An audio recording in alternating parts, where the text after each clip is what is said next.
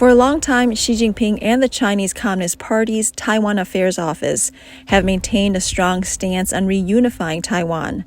In recent times, Beijing has conducted a series of ambiguous or gray zone operations intended to intimidate Taiwan. The Taiwan Ministry of National Defense reported that in 2020, there were 2,900 sorties by Chinese military aircraft near Taiwanese airspace. By October 2023, this number has significantly increased to 4,032 sorties, demonstrating a sharp 72% rise in such military activities. Enter my airspace, compromising my flight safety. Turn around and leave immediately. The Chinese military and the Taiwan Affairs Office have consistently expressed aggressive intentions towards Taiwan using provocative language. For instance, last year in an interview with Phoenix TV, He Lei, former vice president of China's Academy of Military Science, made statements reflecting this aggressive stance. Since last August, island sealing military drills, the PLA's various military exercises around Taiwan have been increasing in frequency. Does that mean military action is becoming the preferred solution to the Taiwan issue? As for resolving the Taiwan issue, the form and means we take are consistent. We never promise to renounce the use of force, and we can still consider any other methods. On April 26, 2022, Ma Xiaoguang, a spokesperson for China's Taiwan Affairs Office, claimed, "Frankly, Taiwan's military equipment and drill levels are so poor that even a layperson like me can't take them seriously.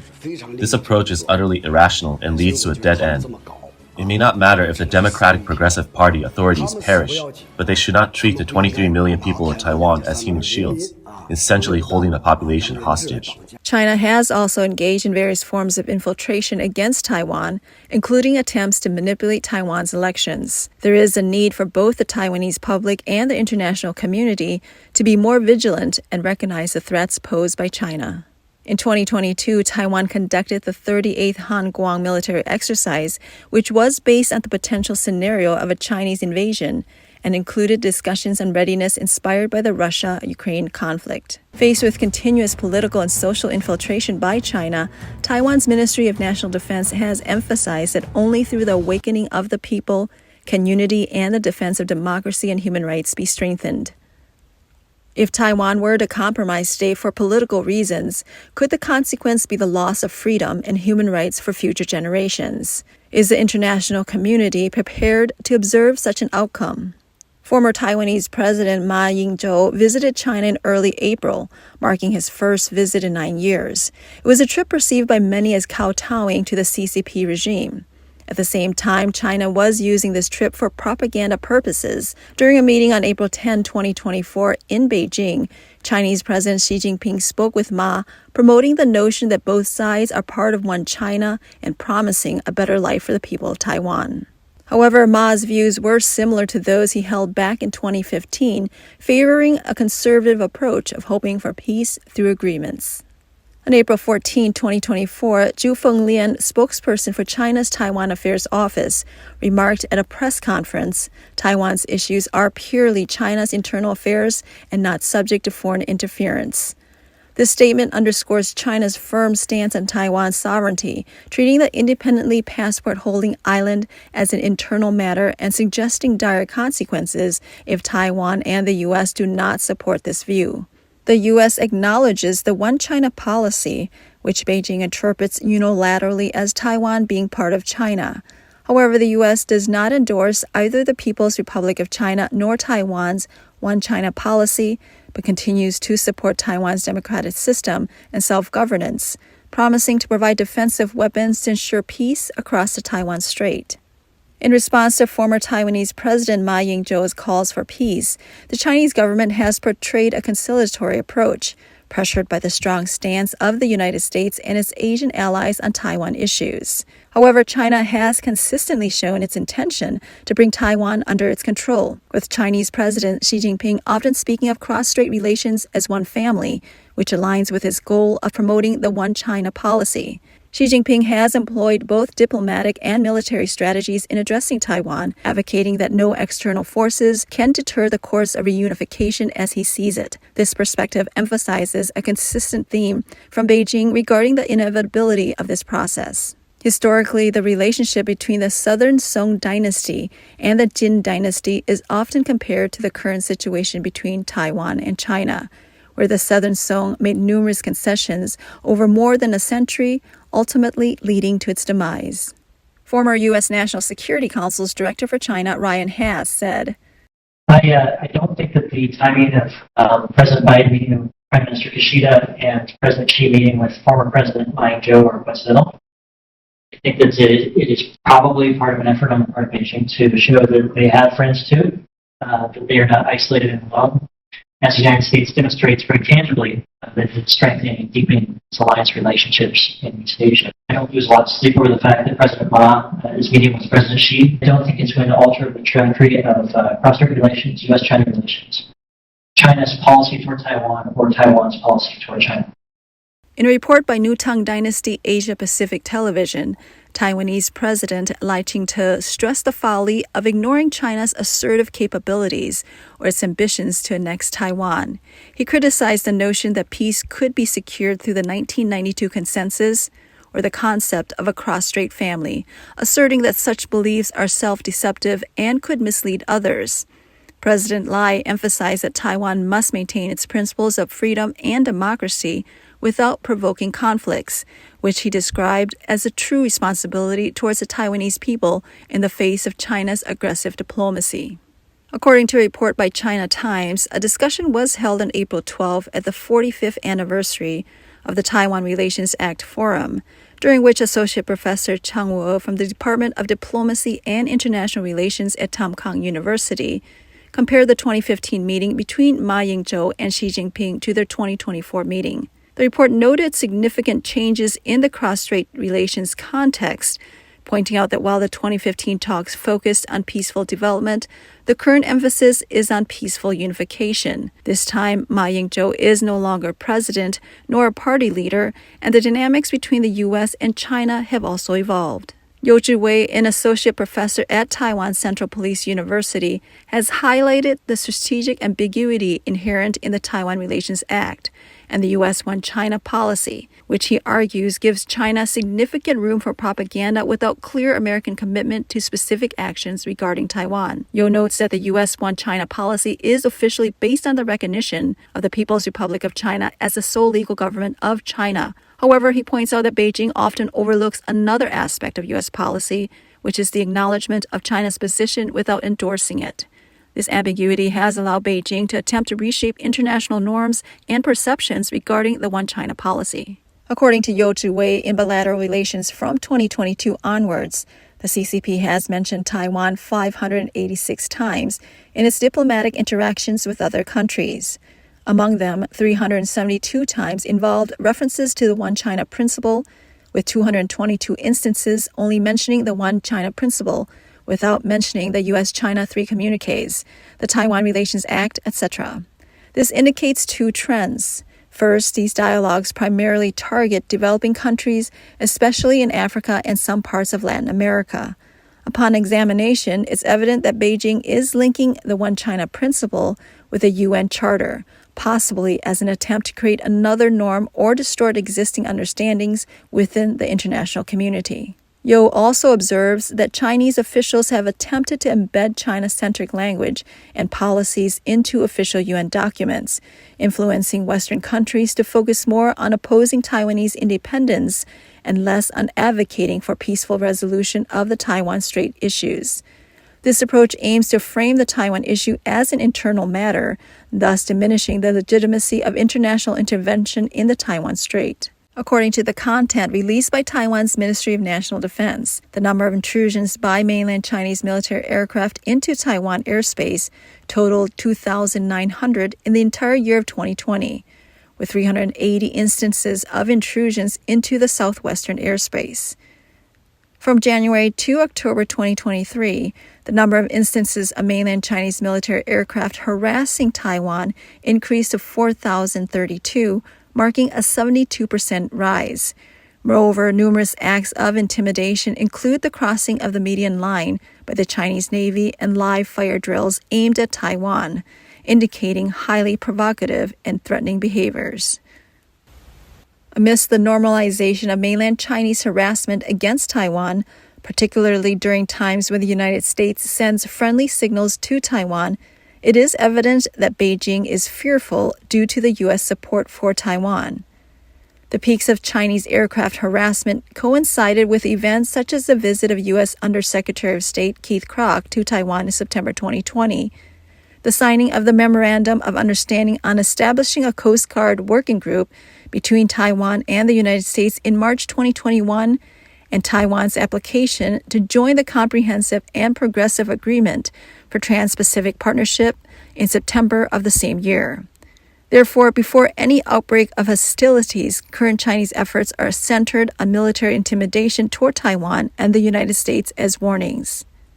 Simultaneously, there is a departure from the previous practice of adhering strictly to the median line in the Taiwan Strait, seeking to break with past norms and strengthen China's dominant position in the vicinity of the Taiwan Strait. Chinese military pilots have shown audacity, challenging Taiwan's military when warned upon entering Taiwanese airspace, directly provoking Taiwan's military with remarks like "fire at will" or "get hit."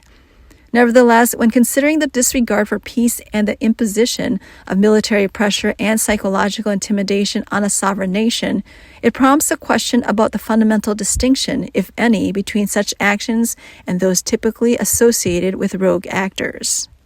The threat and intimidation posed by the Chinese Communist Party have not achieved the intended effect on Taiwan. Lieutenant General Li Tianlong of the Operations and Planning Division of Taiwan's Ministry of National Defense stated in a press conference on April 12, 2023. The new normal is CCP's military drills and exercises, with a large number of troops going out to sea, indeed increases the possibility of accidental discharge. However, we adhere to the guidance principle of not escalating conflicts or triggering incidents. We do not rush, provoke, or lose restraint, but we never retreat. Taiwan's Ministry of Foreign Affairs, in the face of frequent provocations by Chinese aircraft, openly criticized Beijing's provocative behavior, undermining regional peace and stability, and emphasized that Taiwan will never surrender, while also expressing sincere gratitude for the United States' public condemnation of the CCP's harassment of Taiwan. Clearly, the spiral of hostility between the two sides is continuously escalating, resulting in increasingly frequent provocations by Chinese aircraft. In other words, China's original intent was to use aircraft harassment to intimidate the Taiwan independence forces within Taiwan and external support from the United States and Japan, but it has failed to achieve the expected results. Since 2020, the continuous harassment by force reflects what the CCP propagates as two sides of one family. Even with such data and facts, many Taiwanese are still easily misled by the occasional goodwill gestures from CCP leaders and are willing to believe that Xi Jinping will retake Taiwan's territory while allowing its freedom and democracy. But one must ask oneself, if it is truly a family, why the need for continuous military harassment and constant intimidation? Director of the Division of Defense Strategy and Resources at Taiwan's Institute for National Defense and Security Research, Su Ziyun, commented, "Throughout history, dictators have been all talk about peace. Hitler was even nominated for the Nobel Peace Prize, and now Putin invades Ukraine while talking about peace. Therefore, Xi Jinping's talk of peace is a kind of so-called anesthesia." Su believes that the CCP is changing the concept, a bit like the past, using the emperor to command the vassals. It is now using the One China principle to package the so-called CCP. This part is very bad, so I think it's simply that the CCP is the one who started to destroy cross-strait relations and the friendship of people on both sides. Su also pointed out that the 1992 consensus is just a strategic deception by the CCP, as it did not mention the One China framework. Instead, it talks about the One Country, Two Systems Taiwan plan, so this is clearly a strategic deception. Therefore, this part is quite incomprehensible if one believes in the CCP's 1992 consensus. Ma Ying-jeou also mentioned at the Ma-Xi meeting that both sides should let bygones be bygones. Su Ziyun believes that this is unlikely. The CCP's credibility has long been bankrupt. Whether it's the peaceful agreements in Tibet, cross-strait talks, or the current international rules and conventions, there are reasons not to trust. Professor Zheng Zhengping at Taiwan's National Yunlin University of Science and Technology said, "I think Ma Ying-jeou has become a very bad united front tool for the CCP. For Taiwan internally, Ma Ying-jeou must have lost a lot of points for his own camp. The biggest loss here is actually the Kuomintang, because under this military threat from the CCP, Taiwanese have no confidence in the so-called one country, two systems, the 1992 consensus, or the so-called peaceful reunification. And if you follow Xi Jinping's perspective, this is a big loss for the Kuomintang." Taiwan's public television evening news interviewed Hong Kong youth Zhi, who participated in the 4th anniversary demonstration in Taiwan against the extradition bill. He said, We now don't even have the right to protest and express our demands. We want to let everyone know, see what it's like under CCP rule. We don't want another Hong Kong. Taiwanese human rights activist Li Mingzhi was also asked during the interview. Can we still believe in the promises of the Chinese government? Should we, people in Taiwan, still trust the promises of the Chinese government? I think this is something we, people in Taiwan, need to think about when we see examples like Hong Kong. Director of Resources Development of the Taiwan Judicial Reform Foundation, Xiao Yimin, said during the interview. I also hope that Taiwanese people can remember that if we do not safeguard our freedom, democracy, and rule of law, we will end up like Hong Kong. The anti-extradition bill protests in Hong Kong, characterized by their violent nature, shed light on a troubling reality. The CCP regime, which Taiwan envisions for peaceful reunification and cross-strait harmony, has a history of employing numerous violent suppressions and armed massacres to quell dissenting voices. Even just a few days ago, armed police in Tibet confronted protesting students with violent suppression, resulting in the deaths of more than 20 students. Such cases are numerous and ongoing. During street interviews in Taiwan, people responded to Xi Jinping's statement that national reunification is the common aspiration of people on both sides of the Taiwan Strait. I feel that we might not be able to have a close relationship with the CCP government, but perhaps with the people we can. It seems like they've all been brainwashed, which is quite pitiful. Would you support or resist reunification if it were to happen? Resist. I need freedom. I need human rights. Many young people in Taiwan say they have a strong sense of identity as Taiwanese. This is what some young Taiwanese said in an interview with the Voice of America. Because I was born in Taiwan, I grew up in Taiwan, I voted for my own president. I never thought myself of being affiliation with China. Me and my parents, we're all born in Taiwan and grew up in Taiwan. My grandparents might have some issues, and she likes to, go back and visit China. But for me, that's her story, that's her history, and that story is a long time ago. They would just say that, oh, your ancestors came from China, so you are Chinese. You have to listen to what the current Chinese government is saying. For me, that makes no sense, right? Well, in the ideal world, of course, we want to pursue independence because we want to be recognized by the international world. We want to participate in all the international organizations that have denied our entry. If it can be done peacefully, I would say I 100% support it. When discussing opposition to the CCP regime and views on reunification, we can also look at former U.S. Undersecretary of State Keith Croc's remarks in an interview with Voice of America in 2023. If you look at what's going on now in China, with Xi taking over the companies, suppressing the people, what's going on in the real estate business, the COVID lockdowns, people aren't happy. I think the Chinese citizens have lost that pact with General Secretary Xi that as long as the economy continues to grow, then you can do whatever you want. And I think the Chinese people have really caught on too. I mean, I've talked to a lot of my friends, and it's like, we're really tired of this stuff. So the question is, she's running against the clock on a lot of things on the demographics. But the big thing is the world has woken up.